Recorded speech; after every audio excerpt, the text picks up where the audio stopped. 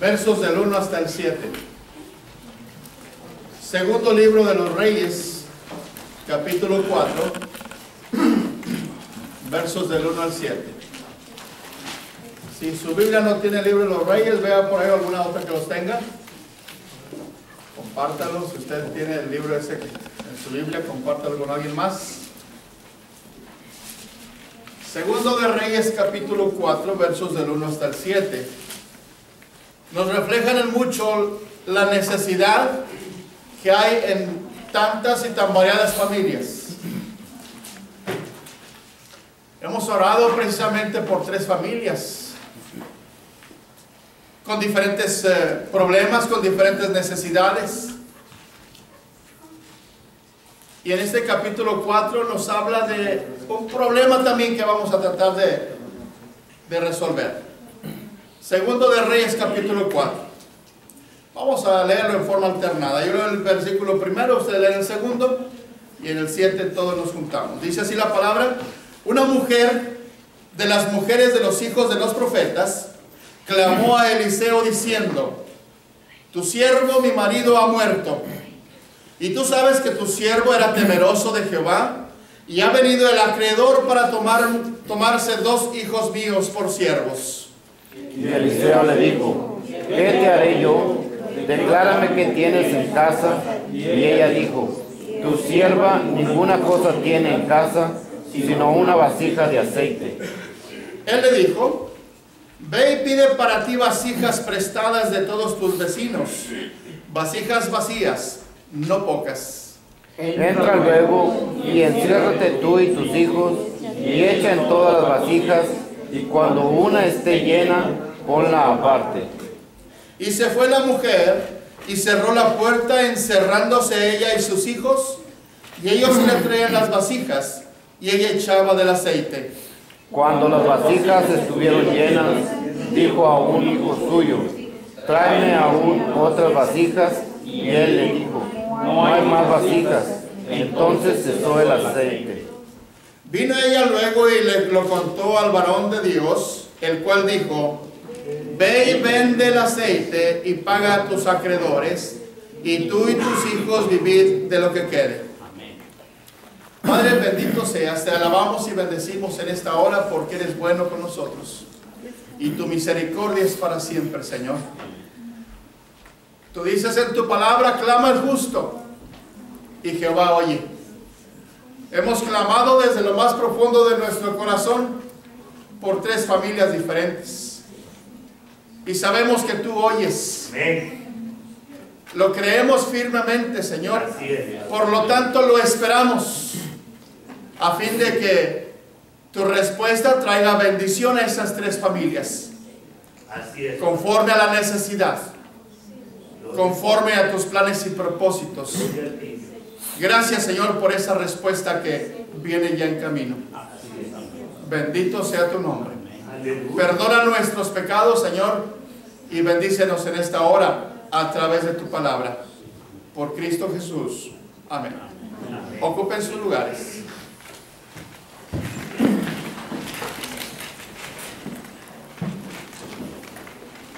Dios es el fundador de la familia.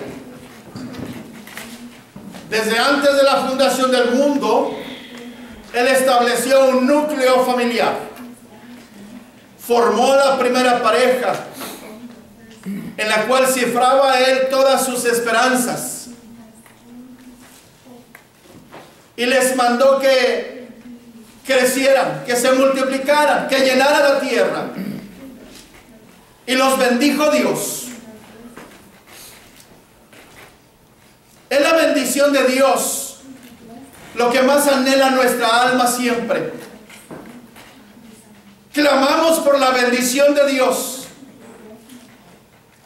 Y cuando la bendición de Dios llega a nuestra vida, a nuestra familia, a nuestro hogar, muchas veces esa bendición es restringida. Es decir, en algún momento se detiene esa bendición. Ha llegado, ha bendecido, pero como que se ha ido esa bendición nuevamente. Y muchas veces no nos damos cuenta que somos nosotros quienes limitamos la permanencia de esa bendición de Dios. Y hay un problema que necesitamos enfrentar. Tanto la fe como la obediencia a la palabra de Dios. Las dos van juntas, van de la mano. Decir que tiene usted fe es obedecer la palabra de Dios. Usted obedece la palabra de Dios porque tiene fe en Dios. No podemos desligar la una de la otra. Si tenemos fe es que somos obedientes. Vamos a obedecer la palabra de Dios. Desafortunadamente no ocurre así en la gran mayoría de nosotros. Decimos que tenemos fe, pero no actuamos como si la tuviéramos. Por lo tanto, limitamos el poder de Dios en nuestras vidas. Limitamos la bendición de Dios en nosotros. Limitamos a Dios en nuestras vidas.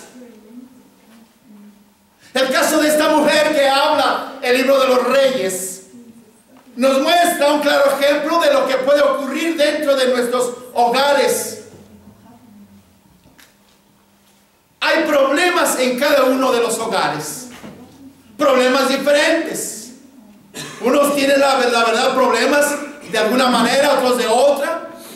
Pero en cada hogar hay problemas diferentes. Y hay algo que está impidiendo que la bendición de Dios llegue a nuestra familia. Y nos quejamos. ¿Por qué mi familia no es como aquella en donde está el Padre? ¿Por qué mi familia no es como aquella en donde todo lo tienen? ¿O por qué mi familia es así y aquella es diferente? ¿Qué me falta para poder disfrutar de la bendición de Dios como quisiera? Está en usted. Cuando oramos a Dios, necesitamos orar a Dios con las manos abiertas para recibir la bendición de Dios. Hemos hablado de la bendición que el pastor da, la bendición de Dios al final. ¿Cómo la recibimos? Con las manos levantadas y abiertas para recibir esa bendición. Decir, yo reclamo, es mía esa bendición de Dios. O simplemente con los hombros caídos, creyendo que de manera automática Dios esa bendición llegue a mí, penetre y bendiga mi hogar, mi familia. No, hermano, necesitamos abrir nuestras manos. Y muchas veces cuando Dios bendice, bendice poco, porque sus manos están cerradas para mantener, conservar esa bendición que Dios le ha dado. Veamos el problema que esta mujer tenía.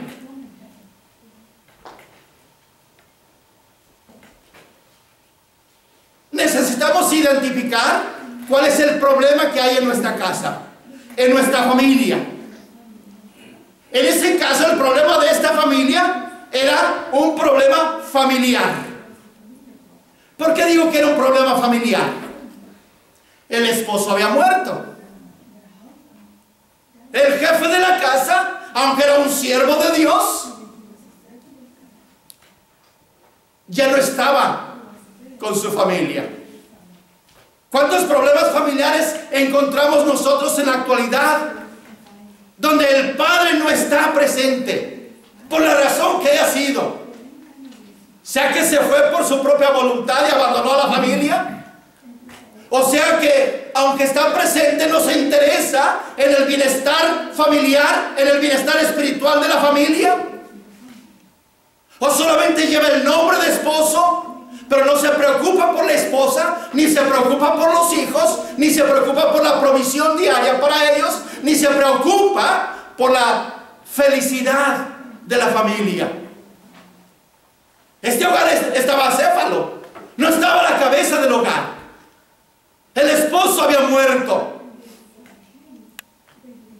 ¿Cuántos problemas tenemos semejantes entre nosotros? No está el esposo.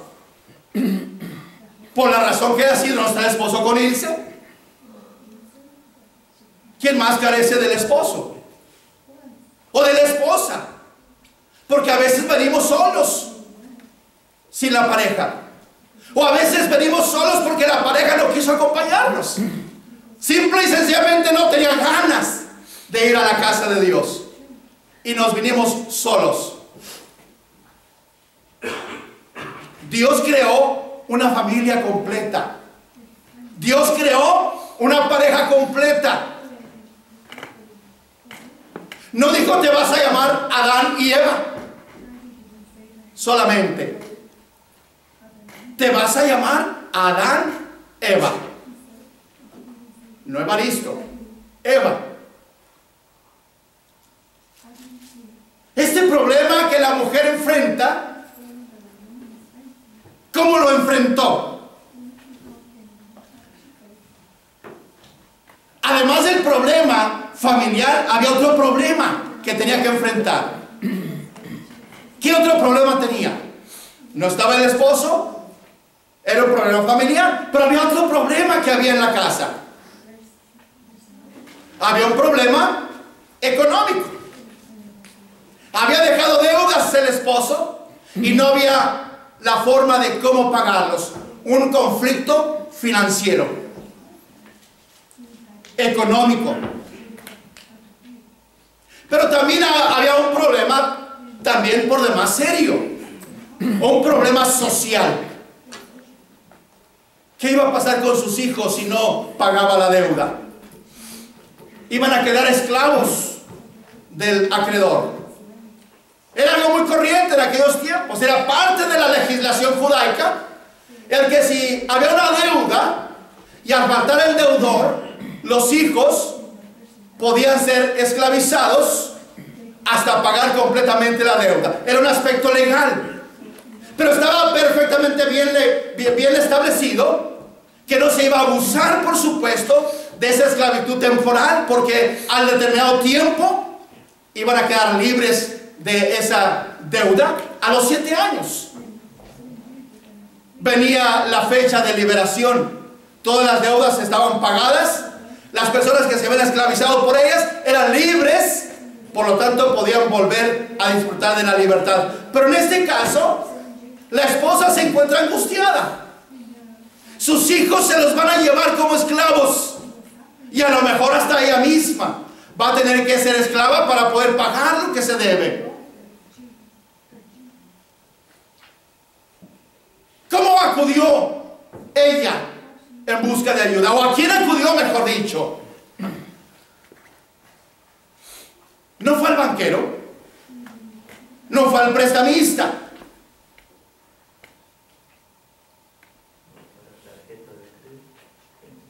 No había forma de cómo pagar las tarjetas de crédito.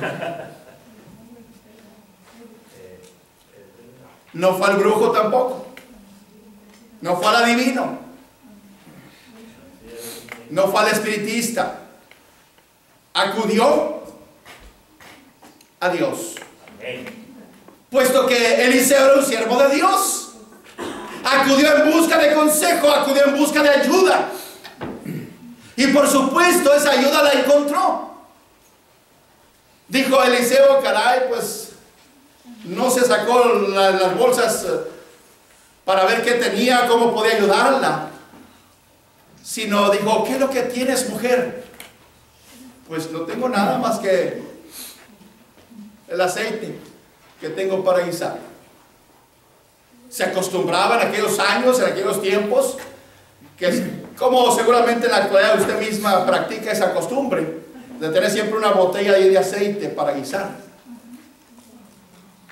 Dices, todo lo que tengo. Y le da instrucciones sobre qué es lo que tiene que hacer. Anda con tus vecinos, pide vasijas prestadas. Ah, y no pocas, dice. Consíguete lo más que puedas. Inmediatamente le da las instrucciones. Te encierras en tu casa, tú y tus hijos, y empieza a llenar esas ollas.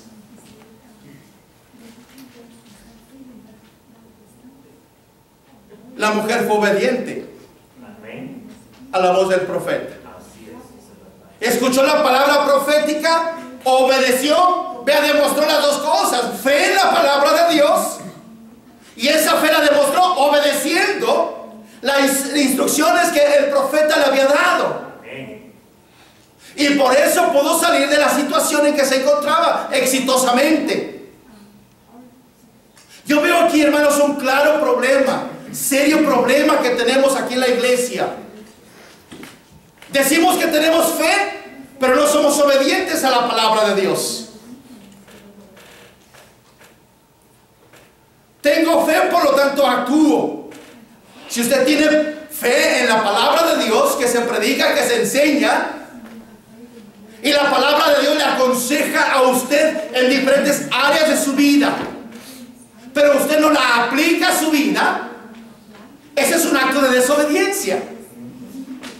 Por lo tanto, la bendición de Dios que debía haber llegado y quedarse permanentemente con usted, esa bendición se limita solamente al momento en que usted lo necesitó. La bendición no permanece. ¿Y todo por qué? Negligencia. Solamente negligencia de parte nuestra, al no seguir con fidelidad el consejo que Dios nos da en las diversas áreas de nuestra vida. En lo familiar tenemos problemas, hermanos. Insisto, no está el esposo en la casa, la madre la que tiene que navegar muchas veces con los hijos, y a veces actúa bien, de manera correcta, pero no siempre actúa de manera correcta, lo que afecta la vida de sus hijos, tanto como de su conducta dentro y fuera de la casa. Se nos enseña, hermanos, se nos ha estado enseñando muchas veces en cuanto a cómo necesitamos educar a nuestros hijos. ¡Ay, nos gozamos! ¡Qué bueno! Que eso es lo que dice Dios! Pero en la práctica se ve algo muy diferente. Seguimos viendo niños corriendo de un lado para otro. Padres que no se interesan en ellos. ¿Han oído el consejo de Dios? ¿Han oído lo que enseña la palabra de Dios? Es una fe, pero es una fe muerta. Porque la fe sin obras, dice Santiago en su carta, es una fe que está muerta. Si usted creyó esa palabra de Dios, debe de obedecerla también. Es un problema, hermanos, cada vez que nos reunimos, que no se logra tener los niños con ustedes. No se logra tener con ustedes. Y si están con ustedes, como si no estuvieran ustedes con ellos. ¿Dónde queda entonces la obediencia a la palabra de Dios? Les enseñamos la escritura, decimos lo que la palabra nos enseña, pero con sus hechos ustedes dicen, ni me interesa. Usted se podrá pasar el día hablando, pasó sobre eso, pero a mí ni me va ni me viene. Y ese es un problema, hermanos, mayormente donde hay hijos menores, por supuesto, pero no son los únicos que pueden por sí mismos tener problemas. Pero también hay hijos mayores, hay hijos más grandes. Esta mujer no tenía el esposo, pero ¿qué dice usted que tiene su esposo con usted? ¿De qué manera su esposo está influyendo en la vida de sus hijos? ¿De qué manera su esposo le está guiando a usted en la carrera cristiana? ¿De qué manera su esposo se preocupa por usted y por sus hijos para que podamos profesar una fe genuina? ¿Qué es lo que hace su esposo para ello?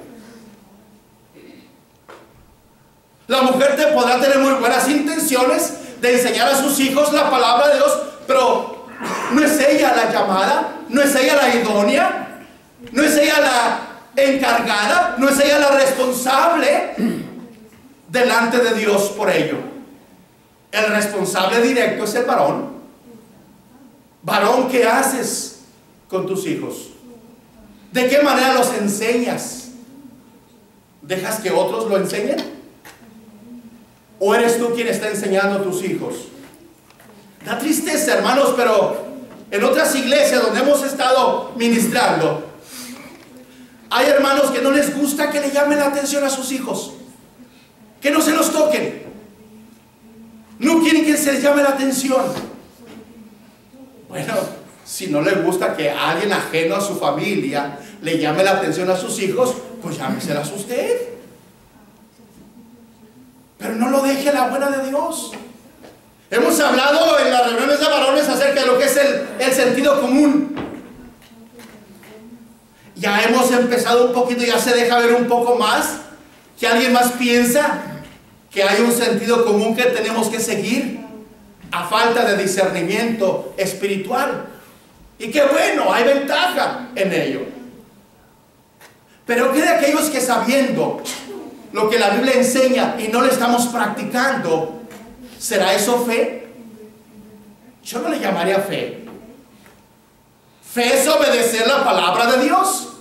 ¿Ve? Esta mujer fue fiel en cada una de las instrucciones que el profeta le dio. Consigue vasijas y le hizo una aclaración firme. No pocas, es decir, muchas.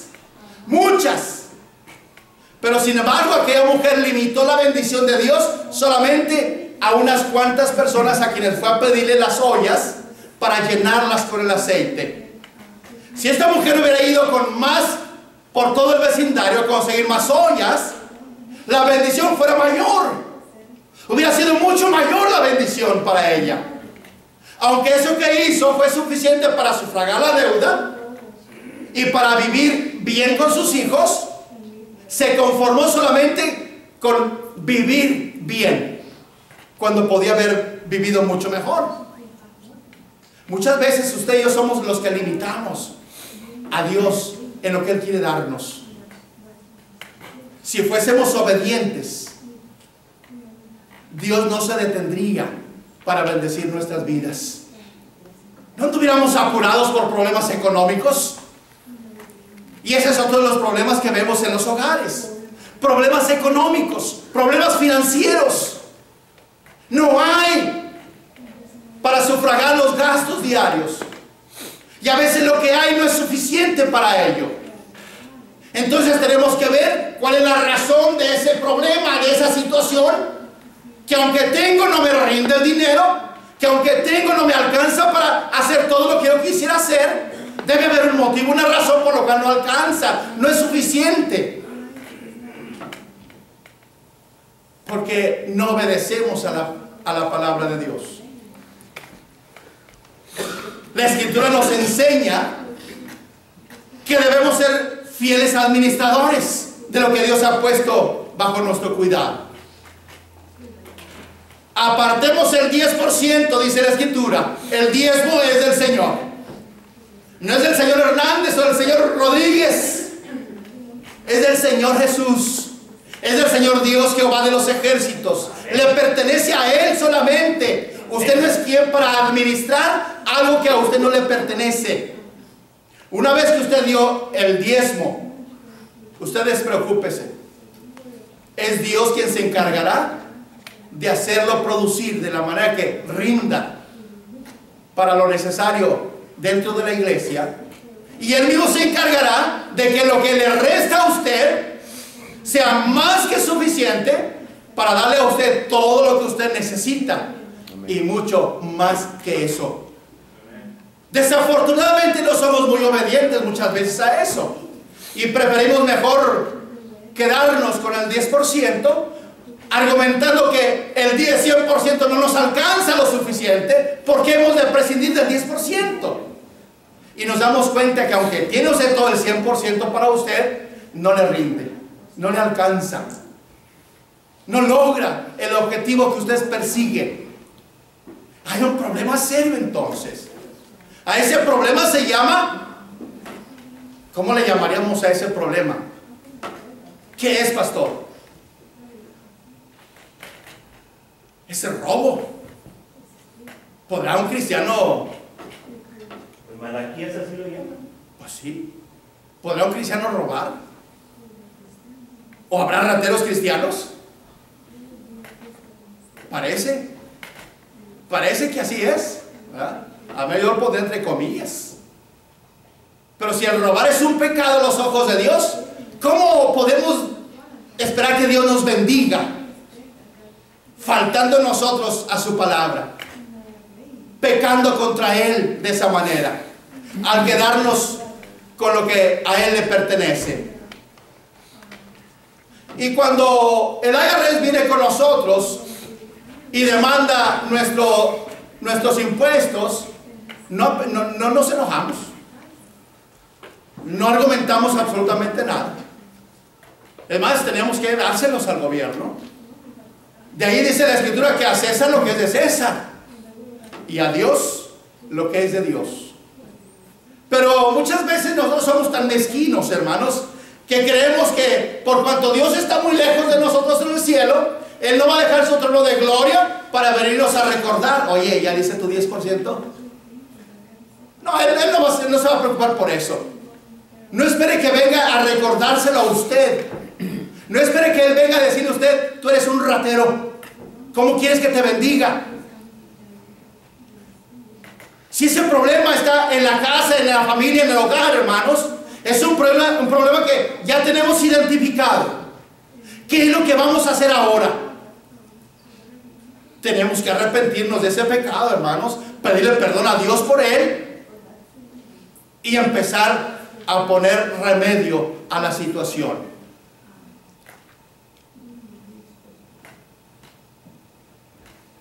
Y no hablemos de finanzas, no hablemos de dinero. Dice el apóstol Pablo cuando escribe su carta a los romanos: no debáis a nadie nada, sino el amaros unos a otros. Al que honra, honra. Al que respeto, respeto. Al que atención, atención. Es decir, nos manda la Escritura que debemos darnos nosotros a nosotros mismos, a los demás. Respetar al hermano, respetar a la hermana, respetar al niño, respetar a la niña, respetar a la señora, respetar al señor. Ser honesto con todos, ser amoroso con los demás. Y cuando fallamos en esas áreas de nuestra vida, entonces tenemos que enfrentar un serio problema que necesitamos resolver. Si no hemos pagado lo que debemos, si al hermano le debíamos respeto y se lo faltamos, pues empezamos a obrar mal en nuestra propia vida, de modo que empieza a afectar también nuestras bendiciones. El otro problema que enfrenta esta mujer, no solamente el problema familiar, la pérdida del ser querido, enfrenta también el problema económico, las finanzas, pero también enfrenta un problema social. Sus hijos están en riesgos de quedar esclavizados, de ser esclavos de alguien más. Hermanos, este es un problema mucho más serio que los anteriores y que estamos viendo y viviendo muchas veces entre nosotros como familias. Por cuanto no hemos sabido demostrar nuestra fe con nuestras obras, es decir, hemos desobedecido la voz de Dios, no seguimos las instrucciones de Dios, no aplicamos su palabra en nuestra vida, por lo tanto, eso se va a reflejar en nuestros hijos. Ellos van a quedar esclavizados también. Tenemos hijos esclavizados al alcohol, hay hijos esclavizados a las drogas, hay hijos esclavizados a la pornografía, hay hijos esclavizados a la inmoralidad, hay hijos esclavizados en muchos aspectos, y usted y yo estamos muy tranquilos adorando al Señor como si todo estuviera bien en casa. ¿Dónde están sus hijos? ¿Qué es lo que están haciendo? Por mucho tiempo apareció en la televisión un anuncio que decía: son las 10 de la noche, me parece. Son las 10 de la noche. ¿Sabe usted dónde están sus hijos? Yo no sé si alguna vez usted lo vio en la televisión. ¿Sabe usted dónde están sus hijos? Y mi hijo se reía muchas veces porque cuando salía eso, volteaba y los contaba. 1, 2. Aquí están conmigo. Aquí están conmigo. Usted, da las 10 de la noche o la hora que sea, ¿sabe dónde están sus hijos? ¿Sabe lo que están haciendo? ¿Sabe en qué caminos andan? ¿Sabe sus amistades cuáles son? ¿Sabe en qué ambiente se están desenvolviendo? ¿Sabe en qué problemas se están metiendo? Hermanos, problemas como estos estamos enfrentando mucho en nuestros hogares, en nuestras familias. Pero no nos hemos dado a la tarea de ver esos problemas y darnos a la tarea, por supuesto, de resolverlos. ¿Cuál es el consejo que Dios le da a la mujer? Anda, pide vasijas, la mayor cantidad que puedas de vasijas, y luego enciérrate con tus hijos y empieza a llenarlas una por una. Y esta mujer, fiel al consejo profético, fiel a la palabra profética, se encerró en su casa sin más testigos que sus 2 hijos y Dios que le estaba observando. Y ocurrió lo que esperaba. Recibió lo que esperaba. Sin más testigos. Ahí no estaba el profeta para ver si hacía algún movimiento de sus manos o alguna palabra mágica. No estaba ahí el profeta. No había gente ajena a la familia para que nadie fuera a decir algo o a minimizar la acción de Dios. El milagro empezó a obrarse. Llenaron una vasija, trajeron otra, la llenaron, trajeron la otra y la llenaron, trajeron otra y la llenaron. Y hubo un momento en que el aceite dejó de fluir. ¿Cuándo fue ese momento? Cuando ya no había más que llenar. Entonces va y delante del profeta le dice: he hecho lo que me has mandado. Muy bien, dice: anda, vende ese aceite, paga a tus acreedores, y con el resto vive tú y tus hijos. Quiero hacer alusión a ese resto del cual habla el profeta. Ese resto del cual habla no es algo que sobra, no es algo, un sobrante que quedó. Ese resto del cual habla el profeta, ese resto ya estaba dentro de la casa. Ese resto era el aceite que estaba en la casa. En las escrituras el aceite es un símbolo del Espíritu Santo. ¿Y en cuántos hogares nuestros, hermanos, está el Espíritu Santo dentro de nosotros? Dentro de nuestros hogares. Está bendiciendo nuestras vidas, pero lo estamos limitando. Lo estamos limitando nosotros. Gloria a Dios. No queremos que fluya el amor de Dios. No queremos que el amor, la gracia y la misericordia llenen nuestra vida. Solamente lo limitamos. Ay, ya me siento bien, tranquilo. Ya tengo paz en mi corazón. Ay, qué alivio. Ay. Ya, fue todo. ¿Y qué del tiempo que viene enseguida? ¿Y qué del mañana? ¿Y qué del pasado mañana? Es algo que necesitamos aprovechar al máximo. Tenemos el poder de Dios en nosotros, que se llama Espíritu Santo. Nunca estamos solos, hermanos. Cualquiera que sea su necesidad, sea un problema familiar, no está el esposo con usted, o está bajo riesgo de perder la vida, o aunque usted haya sido abandonada o abandonado, téngalo por seguro que si usted ha creído en Jesús como Salvador personal, Dios está en usted. Por lo tanto, usted nunca está solo. Nunca. Así es. Ese resto es suficiente para suplir todo tipo de necesidad. Familiar, problemas familiares, problemas financieros, problemas sociales. Si nos dejamos guiar por el Espíritu de Dios en nuestras vidas, hermanos, nuestros hijos siempre serán hombres y mujeres libres, benditos. Nuestros hijos, donde quiera que anden o vayan, irán seguros, porque les hemos enseñado adorar a Dios. Les hemos enseñado a obedecer la palabra de Dios. Les hemos enseñado a orar. Les hemos enseñado a confiar. Les hemos enseñado a creer. Les hemos enseñado a esperar en Dios. El resto, ese resto del cual habla la Escritura, es todo suficiente para nuestras necesidades.